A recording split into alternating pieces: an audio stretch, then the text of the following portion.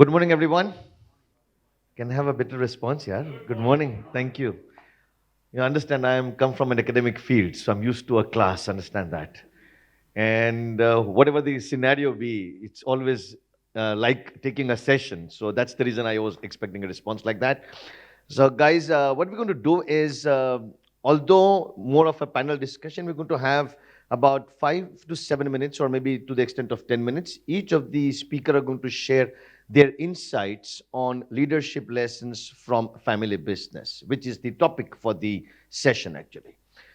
We will have roughly about at the end 5 to 7 minutes to take Q&A in case anybody has.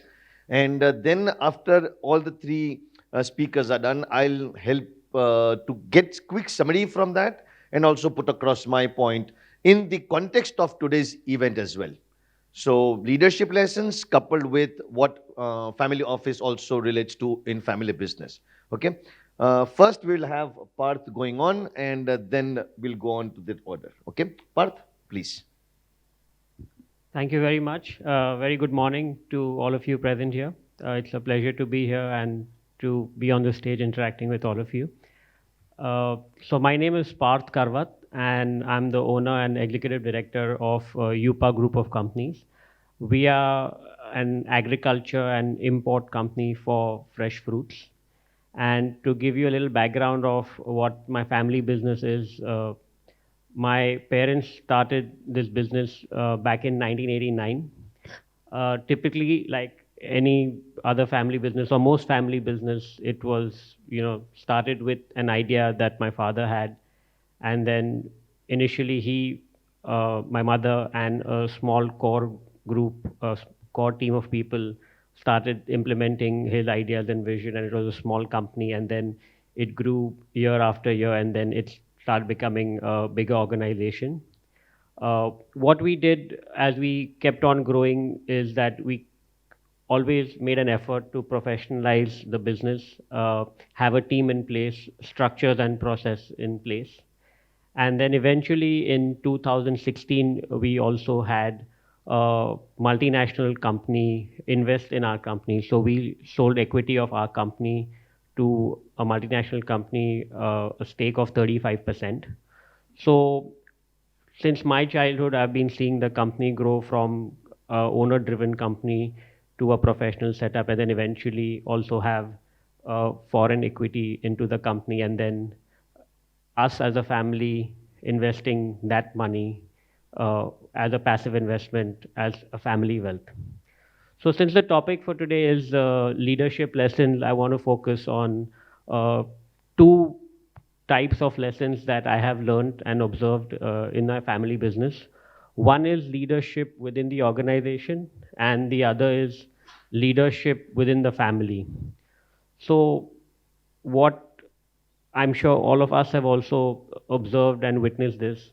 The biggest mistake that a lot of family businesses do is they get to a stage where they've succeeded, and now the very next logical step for them is to professionalize the business, to corporatize the business. And what they do is they get a CEO.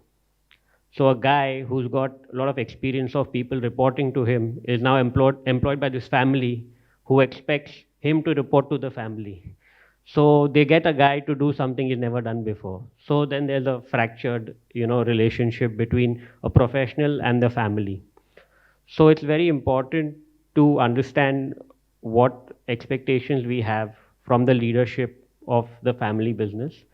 And I learned this, and it was very aptly worded that if you want to execute your ideas, always inculcate leadership from within the organization, within the old staff, within the core team. And if you want to inculcate ideas that do not come from you, you want fresh ideas, you want to import new strategies and ideas, then get someone from outside who has the experience of doing what you wish to do, but you do not have that experience. So that is a very big difference between getting someone from outside and then having them in the business, and versus getting someone from your original old staff or your core team to take the leadership role in the business. The second point I want to talk about is this very important lesson I learned about delegation. because after a stage, the owner operationally cannot do everything. And I learned this in my course at SP Jain. And this was during a session where we had a guest speaker who spoke about delegation, and she mentioned how delegation is like teaching your child how to swim. A lot of parents take pride saying, I just put my son and daughter in the business and they learn by themselves, they figure out by themselves, and they learn by doing, etc., etc. So she compared getting work done or delegation to teaching your child how to swim. If you just throw your child in the water and ask them to figure out things their own way, they will not learn how to swim. They will learn how to survive. They will only learn how to stay afloat, and that's not swimming. If you want them to actually learn how to swim, the way to do it is first you enter the water, so then they do not have the fear. Then you show them how it's done. Then you teach them how it's done. Then you observe them from in the pool how they're doing it. And then at the last stage, you wait outside the pool, see them swim. And then at the final stage, you just sit at home, tell them to go and swim. So that is very important to teach first before you delegate. A lot of people think delegate is, they confuse it with giving instructions that I did this so far, now you go ahead and do it, now it's your job, your responsibility. So to teach and to teach by example is very important. And coming to leadership lessons from within the family, it's very important that the family members do only what they can do. Because if they spend time doing what somebody else can do, then they'll never have time to do something what only they can do. So that's a very important lesson that I've learned, and an observation why Asian family businesses are not lasting beyond the third generation. A lot of American family businesses are lasting, but they're lasting by ways of mergers and acquisitions. If you see the family who founded the business is not very much involved. A big reason for that is that we do not focus on the history and culture and tradition of business, which is very strong in Europe. In Europe, you see up to 6, 7, 8 generations the family members are involved in the business, and that comes from a lot of pride, and pride comes from culture, history, and tradition of the company. Indian businessmen, Indian family businesses generally tend to get very complacent when they achieve a certain amount of success and they stop there. And then the younger generation then is focusing on passive investments, living off the family's wealth, etc. And then things go downhill. So it's very important for each business to create that kind of legacy, history, and pride of the business, which under which the environment for the next generation becomes in a way that they are compelled to do well and they feel a lot of pride, because pride is the most motivating factor. Because after a certain stage, the future generations don't work for money, they work for legacy, they work for pride. So that is what I have seen, I've witnessed, I've learned from institutes, courses, dealing with a lot of other family businesses. So that is my giveaway to all of you. Thank you.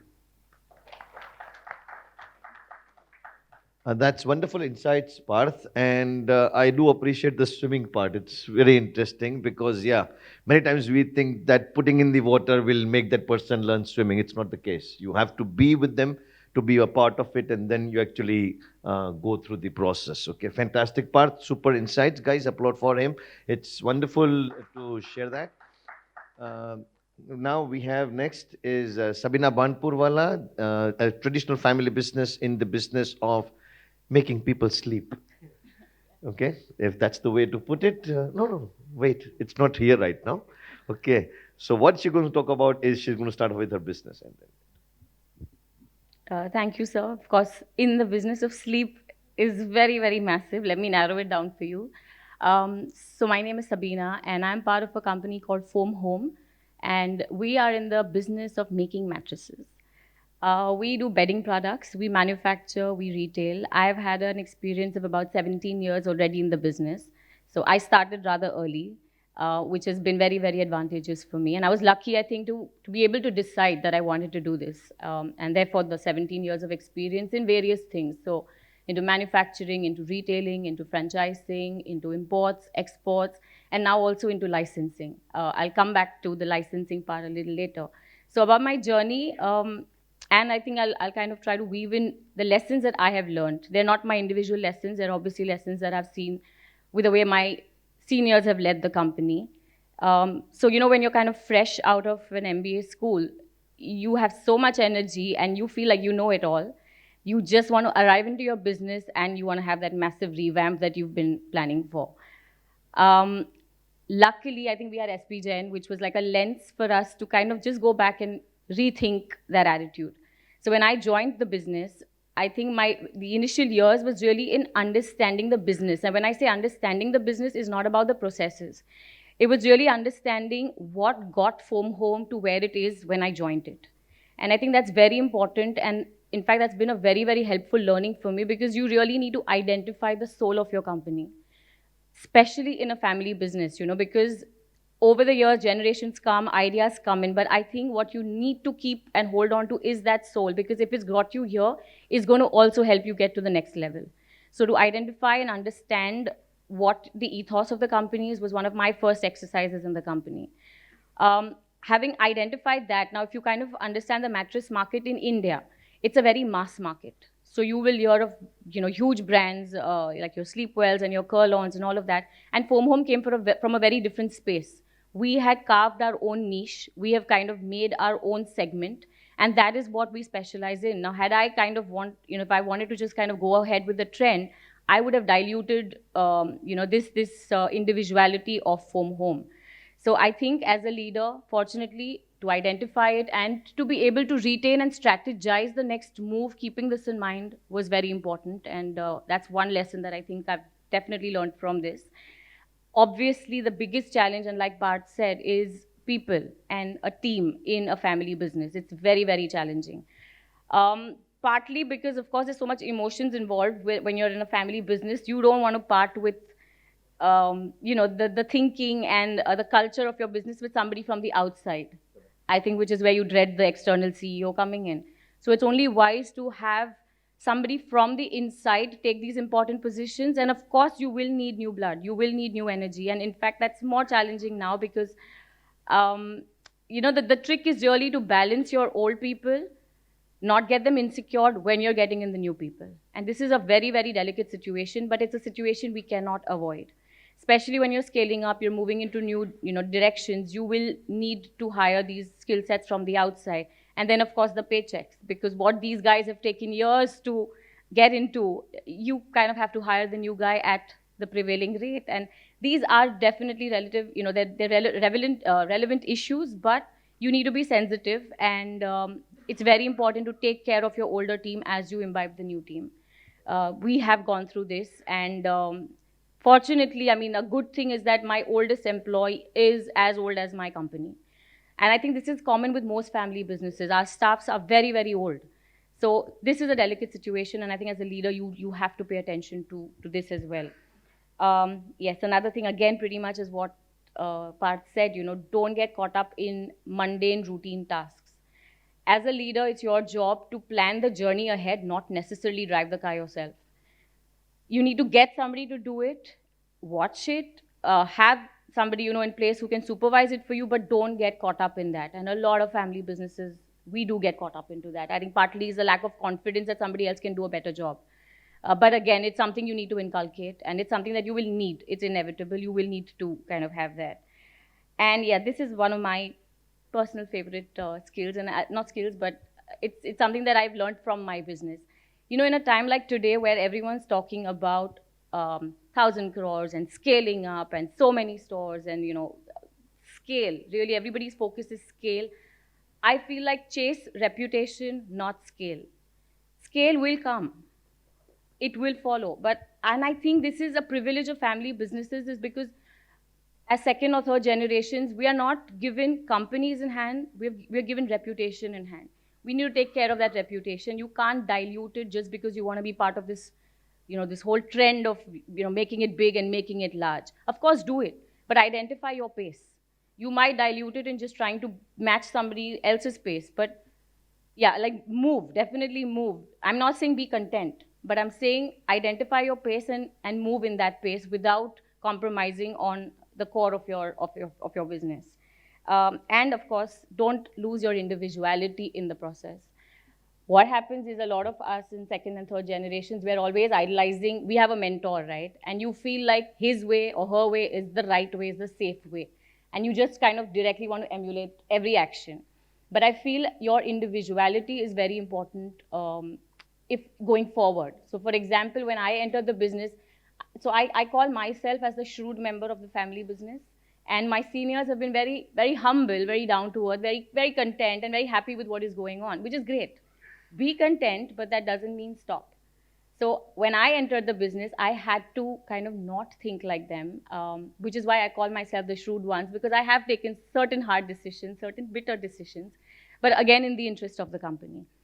I sometimes feel like, am I thinking like my dad? And then I have to stop. That's my dad's voice. Stop that, What am I thinking about it? So I think be conscious that in the process of idealizing and emulating your mentor, don't become the mentor, because you need to be yourself in order to see what you are going to contribute in the journey ahead. So these are my few takeaways really from my journey so far.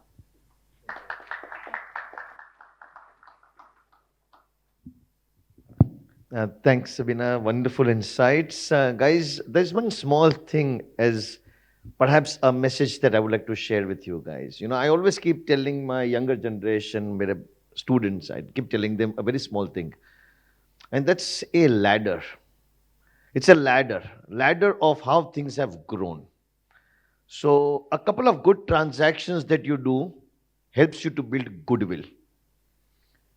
Couple of years of goodwill helps you to build credibility. And couple of years of credibility helps you to build reputation.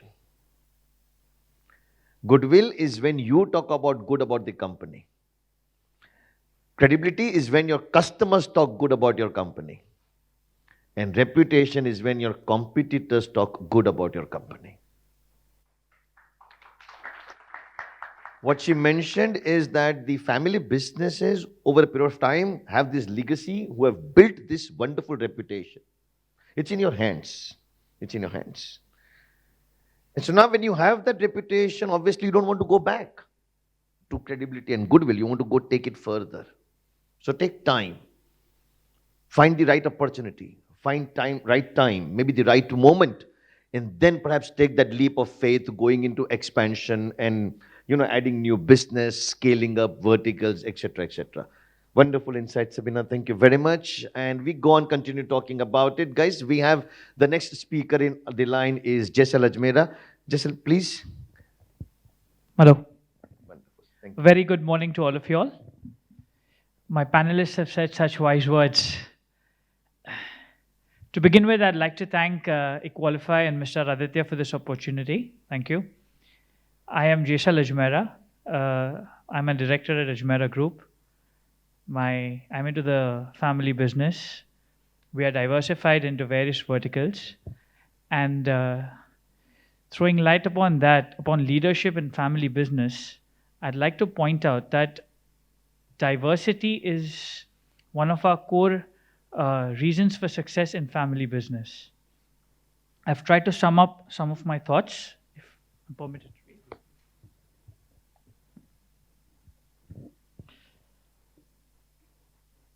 Work from home was the new normal.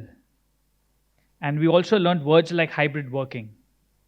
So taking you all back to sharing my learnings of leadership during the challenging COVID period, it was during this period that we channelized all our major processes to the automated format. We revamped our IT infrastructure and scaled up our teams. One of our biggest investments were in technology, and the payoff was almost immediate.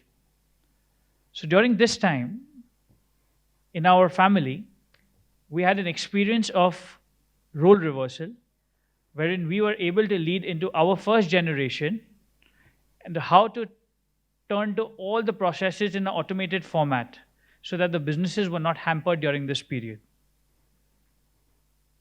We're a diversified group with presence in construction, hospitality, financial markets, pharmaceuticals, and this diversity gave us a comfortable buffer during testing times.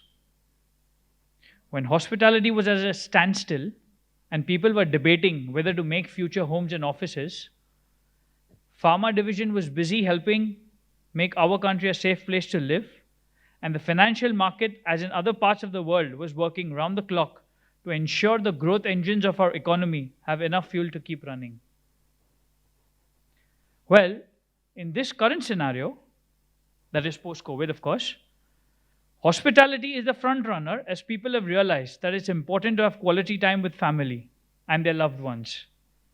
And when the going is good, and the demand to have quality homes is an all-time high. We belong to predominantly client-facing industries, and the retail in India is a very demanding set of educated individuals. So we have nurtured these relationships over decades, and today our database of people who have directly dealt with us in any of our verticals or companies is the biggest word-of-mouth publicity that we are having. Within our joint family, all our decisions are democratic and thoroughly vetted and debated. And until all the members are on board with the outcomes, we do not go ahead with any decision. A very different kind of leadership, but it ensures that the family business, all members are on board with any kind of decision that is happening.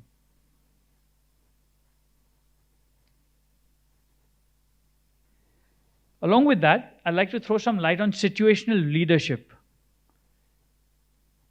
I hope everyone out here is familiar with the hare and the tortoise story. A little bit of interaction with, I hope that's fine with everyone. So when the hare and the tortoise had a race, according to our story, who wins the race? Anybody, please? Tortoise, of course. And we learned a very important lesson, that the slow and steady wins the race. Taking the story a little ahead, the hare demanded another race. The tortoise agreed. This time the hare was alert, decided not to fall asleep anywhere, and ran his best. Who do you think would have won the race? The hare, of course. So every race is different. So it's not only the slow and steady who wins, but with different times, the fast and the alert also wins. So you decide what is your position in the race, you work on that, and you win it because of your competence. The tortoise demanded a race. Taking the story a little ahead, please. The tortoise demanded a race. The hare agreed. The hare ran as fast as he could, but he stopped when he saw a lake. The tortoise reached the lake, swam through, got back on the other side, and completed the finishing line. The hare just watched and lost the race. Interesting story. Teaches us that change your playing field according to your core competence. So in a family business, not necessarily you succeed with doing what your first generation did. You can change the playing field as per your core competence and emerge as a good leader. The last part of the story. The hare demanded a friendly race.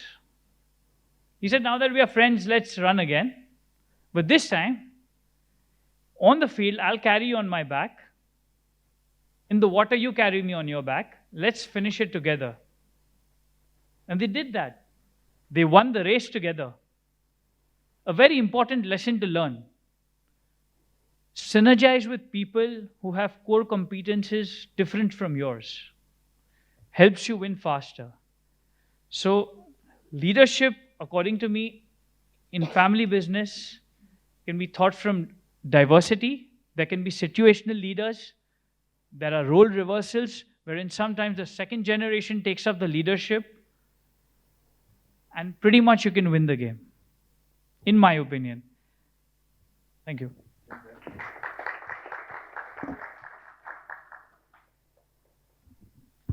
Very nice insights, Jesal. Fantastic. In fact, guys, not only take it from the hare and tortoise, but take it in the real world.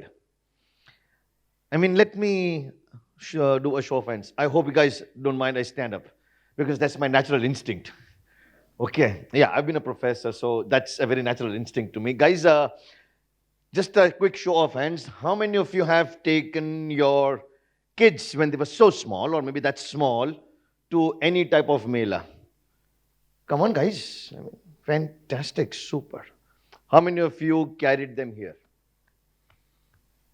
Realistic approach. Fantastic. I like that, Aditya ji. Fantastic. And when you were doing that, you carrying a pride of it, yes or no? 20 years later, try and do the same thing. Carry the pride. This time it's not physically, but it's more virtually, what exactly he mentioned. And that's what we always keep telling at the program that we run, the GFMB program or at SP Jain. It's a very simple philosophy that obviously at certain stage in life, you make sure that the second generation climbs up on your shoulder and then go. So the experience of the younger generation and the energy of the experience of the elder generation and the energy of the younger generation, both put together, is a tremendous, powerful combination that family businesses are blessed with. And Jesal, fantastic point to bring that out. Super, fantastic summary. Super. Guys, that gets me to my turn of speaking, and naturally, that was a very natural transition for me, guys.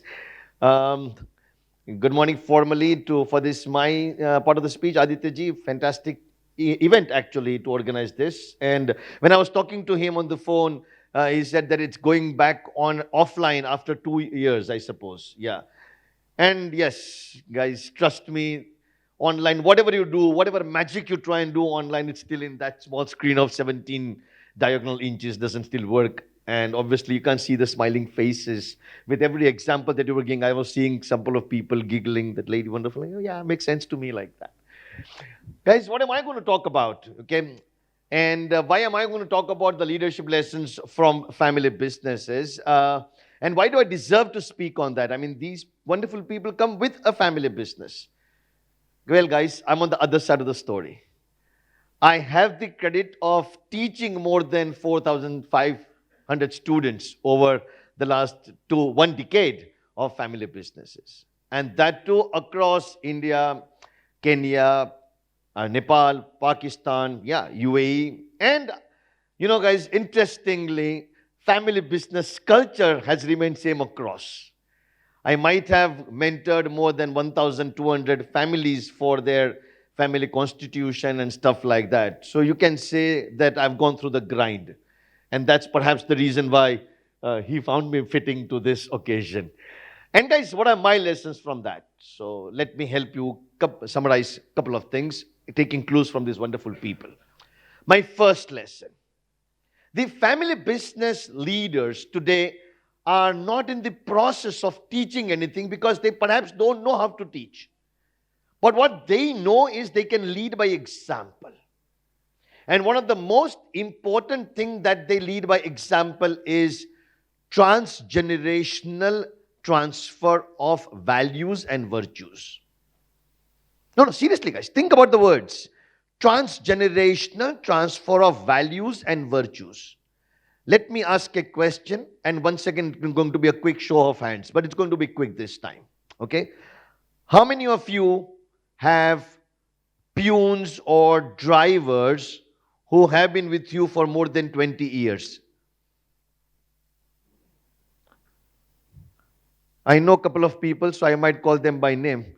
Arpit bhai, you have a driver for more than 20 years. Do you call him driver or you address him by G or bhai or name or something like that? Name. Fantastic.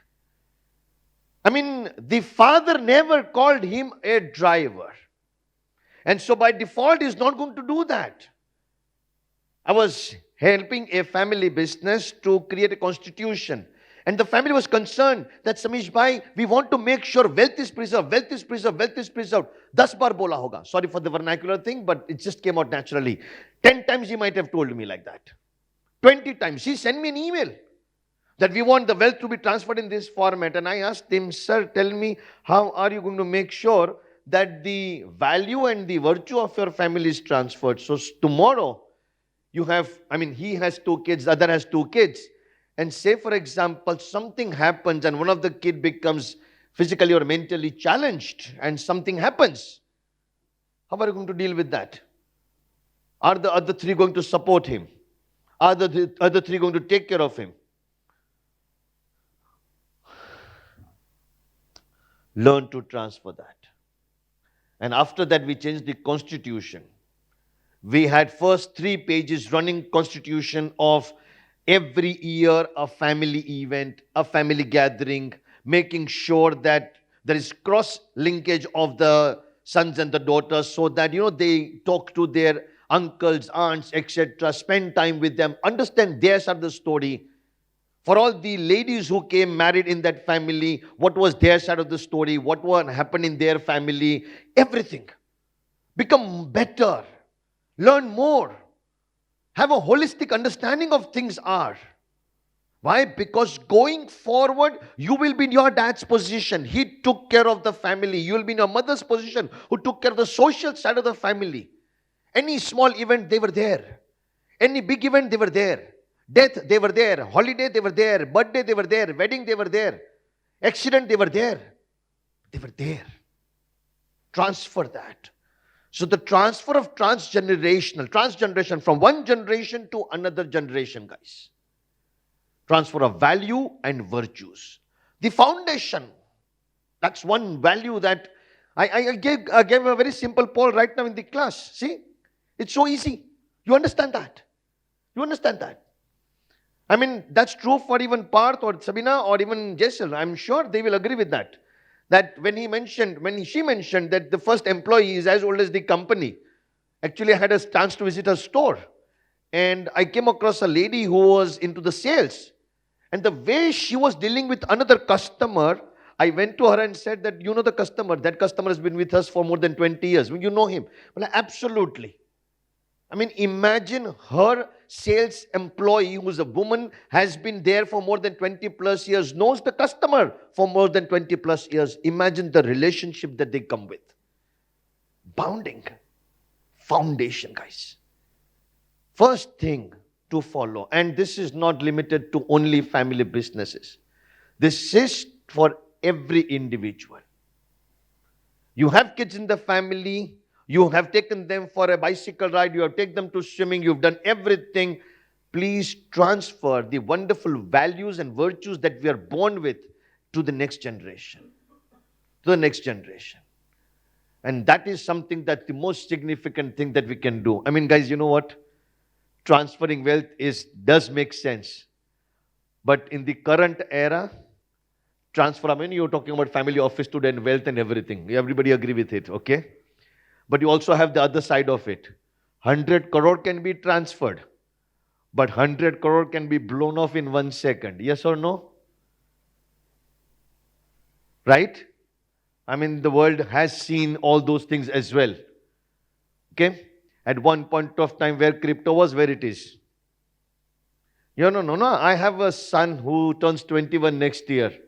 And he was telling me, Dad, if you're not investing in crypto, beta, Dad, you're finished. Are wah?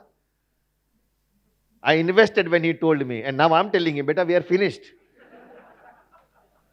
This simple thing, but that's fine. And then he's still, Dad, you okay? Mala, yeah, because I didn't put all the money.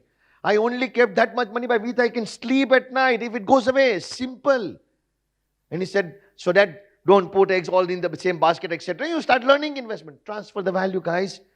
I told him that, your grandfather did this, you did this. Transfer. So that's my first submission. My second, and perhaps the next transition to this.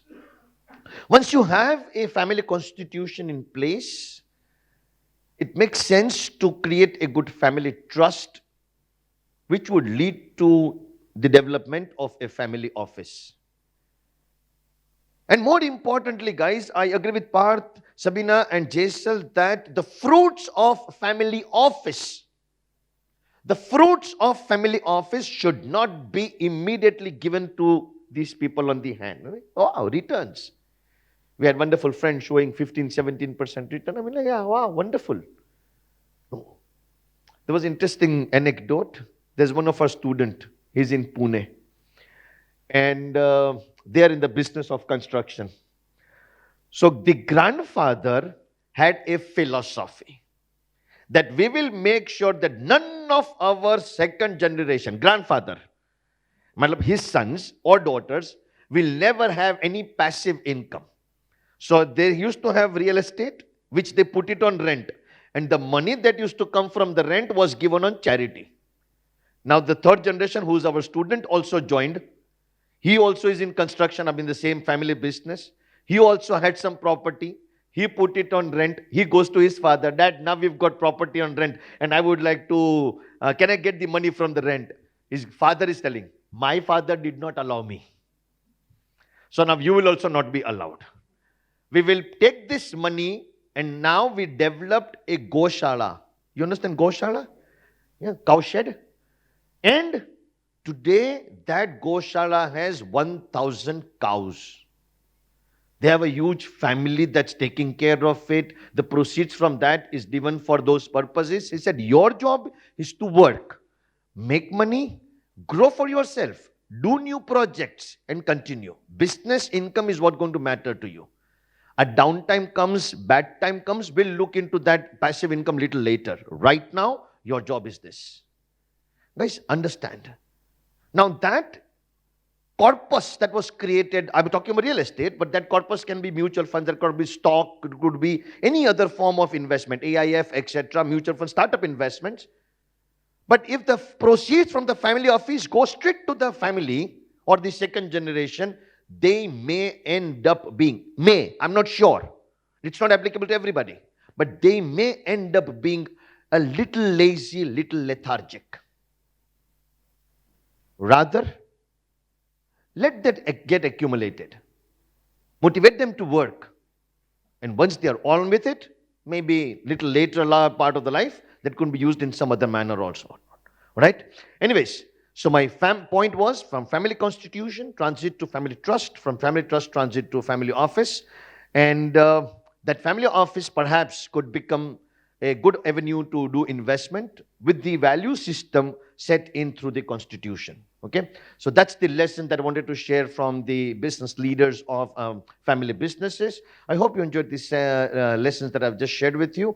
And now I'm opening the floor for any Q&A. Thank you guys. Thank you very much.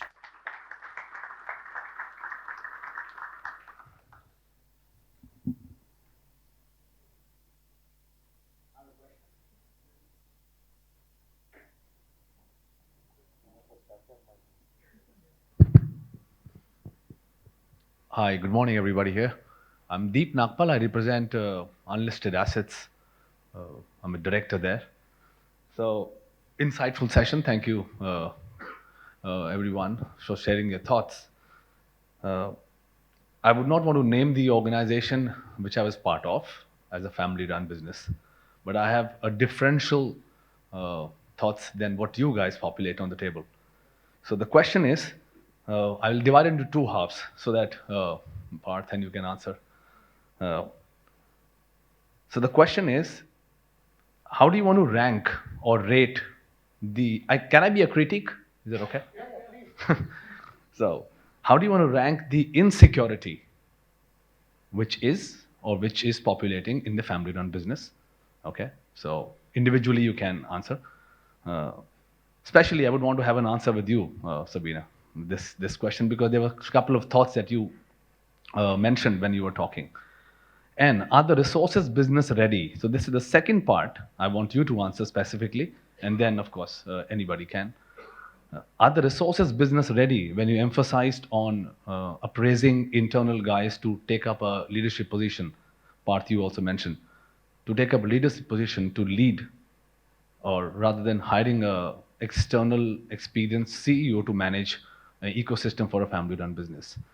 And why this is pertinent for me to answer, me to ask you this question is because I've seen the insecurity raising up to a level where the entire ecosystem fell, the existence fell, and sir, when you clearly mentioned the transgenerational values, virtues, I mean, it was down to drain.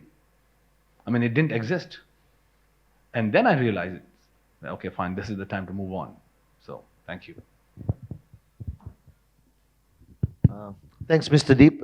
Thanks very much for the question. And we do appreciate the counter thought, actually. So that's good that you brought it out. Before I give Sabina the chance, just one small question on the clarity. When you were referring to the word insecurity, you're referring to what? Yeah, that was my question. Insecurity amongst the employees or the members? No, no, no. He has some. So insecurity, okay, if I have to clarify, insecurity crops up when a family-run business Ji. loses the control over the business, and when an external person Oh, okay, okay, who comes as and leads okay. uh, the business, because then you see Yeah, you know, yeah. it's like a Silicon Valley working for the parent family office works like a family office, and the external guy who comes in, he operates like a Silicon Valley. Okay. So I've seen that happen real time. Correct. Yeah. Yeah, yeah. Okay. So I think the insecurity obviously would be a lot more higher if it's an external person. But that's exactly why we're saying that it shouldn't be so. Because in a family business, it's only somebody who's been in that business for so long really understands beyond processes, right? Yeah. If the resources are Within not the organization. yes, I mean, unless you say that, okay, fine, the skill level and the responsibility level are being matched, Yes. and you are upskilling your internal employees, So certain skills can be hired, but what I mean is, so for example, if I'm the CEO of my company, now I don't have all the skill sets with me. I will hire the skill sets, but I'm obviously all the time supervising and monitoring it. So it is still within my control. I'm using his expertise, but he's not changing the environment or the ethos of my company. That is still pretty much intact with me, which is where I think we agree that it's very risky to have somebody externally come in overnight and say, I'm going to professionalize the organization now. So yes, that doesn't work. Actually, it will backfire in most cases, which is where I feel your experiences probably come from. So yeah, I think that is what we do. I don't know if Samish, you want to dig in? Yeah. Hello. Just to add to that, I think it's very important that before you get someone external into the business, you provide them with a framework. Like Sir mentioned about framework for the family by using a family constitution, etc. So you create that framework. Like we see a lot of big industrial Indian family business houses venturing out into businesses which are to do with new technology, ports, infrastructure, etc., which they do not have any information or technical expertise about. So what you're doing basically is you've grown to an extent where you're also putting your money to use, and not only your existing resources or your past experiences to use, but you're putting your money to use to start a completely different business, hiring professional external help.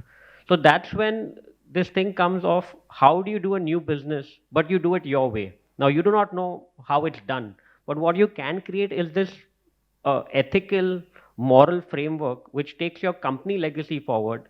So just to give you a few examples, a Tata's framework to start an airline would be completely different from an Adani's framework to start a port, or a Reliance's framework to set up a mobile communication company. Now that's not their core expertise. They're putting their money to use. But you can tell the difference of how each of them do business from the framework they've set up to employ external help, CEOs, board of directors, etc., and the entire new organization that they've created based on that framework which comes from them.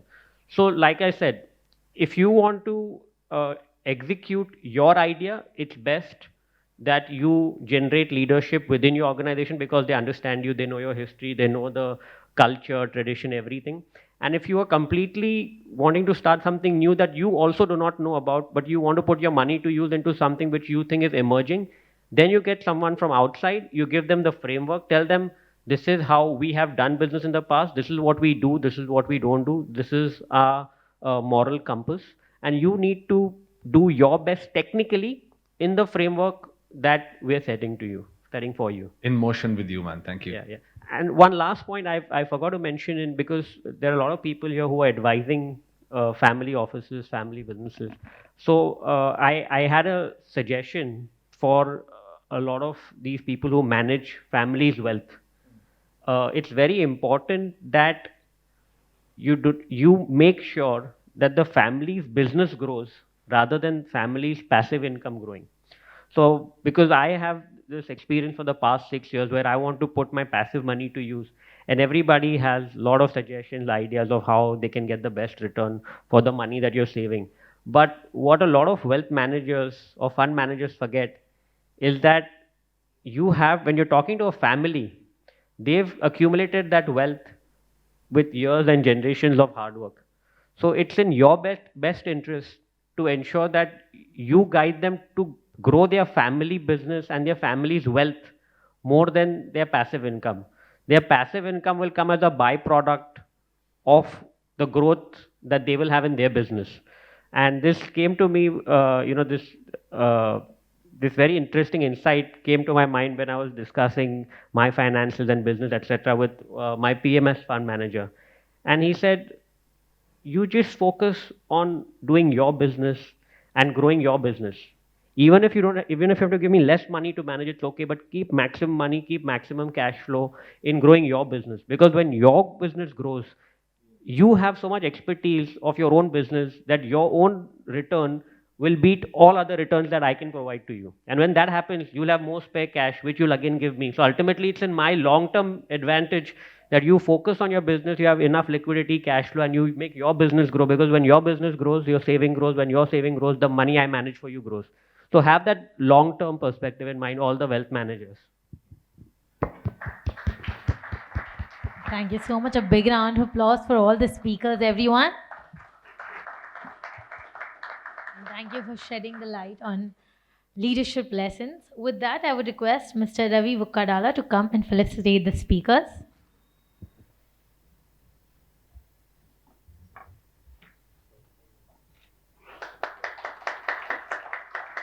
Big round of applause, everyone.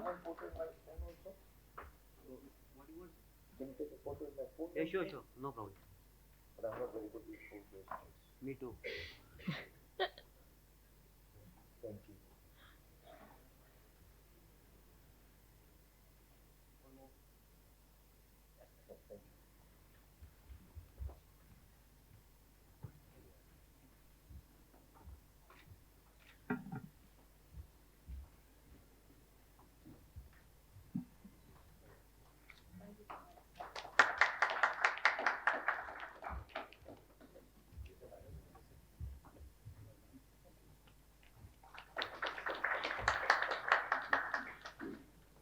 Thank you so much for your time. Everyone, a big round of applause for all the speakers, please.